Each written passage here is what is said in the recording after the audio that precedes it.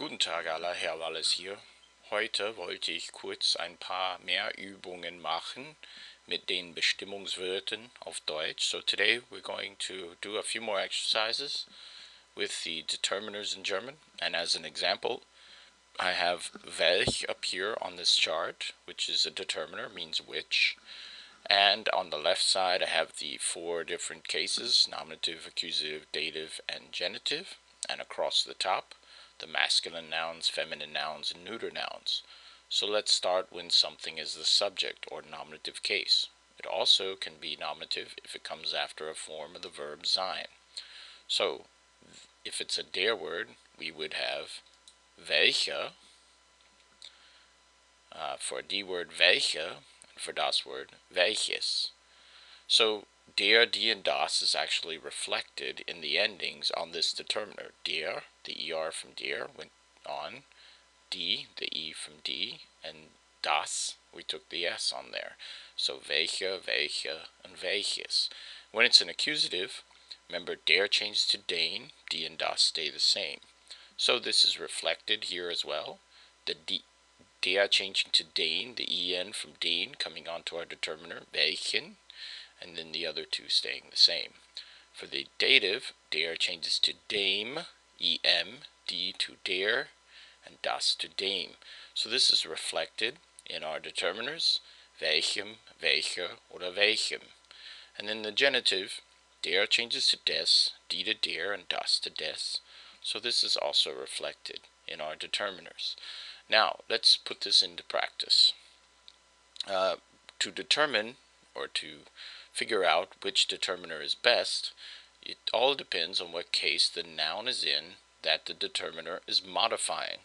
So in our first sentence, Hund is the noun we are modifying. Hund is the subject of the sentence, so therefore we know it is nominative case.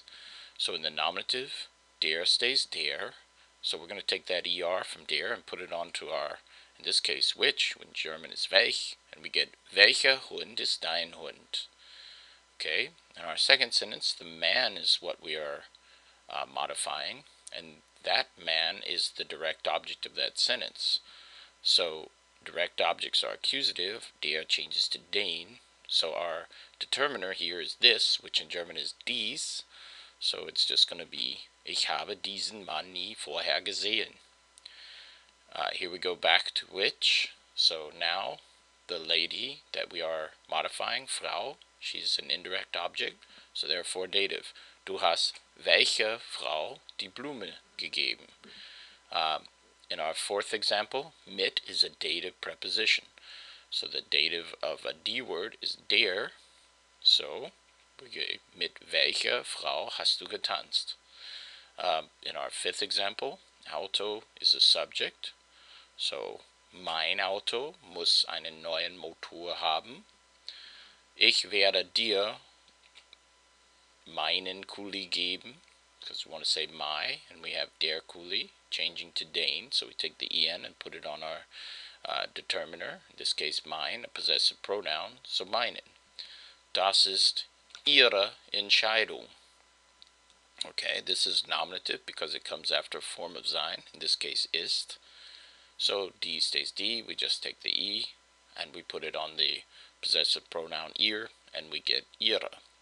Wo ist dieser Berg? Berg here is nominative, again coming after conjugation of the form sein, this case ist.